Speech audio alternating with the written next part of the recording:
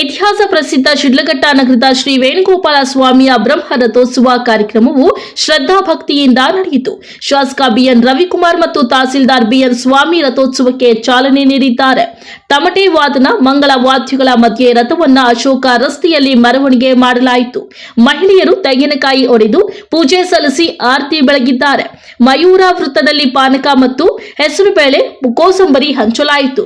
ಶ್ರೀ ವೇಣುಗೋಪಾಲ ಸ್ವಾಮಿ ದೇಗುಲದಲ್ಲಿ ಪೂಜಾ ಕಾರ್ಯಕ್ರಮಗಳು ಒಂದು ವಾರದ ಕಾಲ ನಡೆಯಲಿದ್ದು, ನಗರದ ಎಲ್ಲ ಸಮುದಾಯಗಳು ಸೇರಿ ವಿವಿಧ ಪೂಜಾ ಕೈಂಕರ್ಯಗಳಲ್ಲಿ ಭಾಗಿಯಾಗುವುದು ವಿಶೇಷವಾಗಿದೆ.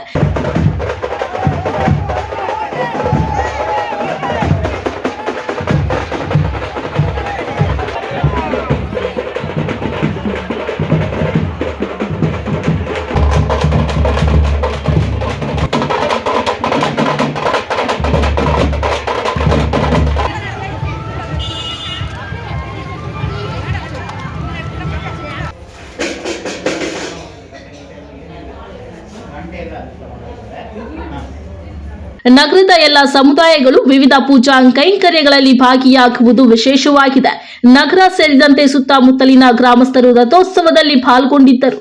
ಮಾಜಿ ಶಾಸಕ ಎಂ ರಾಜಣ್ಣ, ಕಾಂಗ್ರೆಸ್ ಮುಖಂಡ ಬಿವಿ ರಾಜೀವ್ ಗೌಡ, ಬಿಜೆಪಿ ಮುಖಂಡ ಸೀಕಲ್ ಆನಂದ್ ಗೌಡ, ಜೆಡಿಎಸ್ ಮುಖಂಡ ಬಂಕ್ ಮುನಿಯಪ್ಪ, ಶ್ರೀ ವೇಣುಗೋಪಾಲ ಸ್ವಾಮಿ ದೇವಾಲಯ ಅಭಿವೃದ್ಧಿ ಟ್ರಸ್ಟ್ ಅಧ್ಯಕ್ಷ ಬಳೆ ರಘು ಮತ್ತಿತರರು ಉಪಸ್ಥಿತರಿದ್ದರು. Tameem Pasha, MM TV news, Sidlaghatta.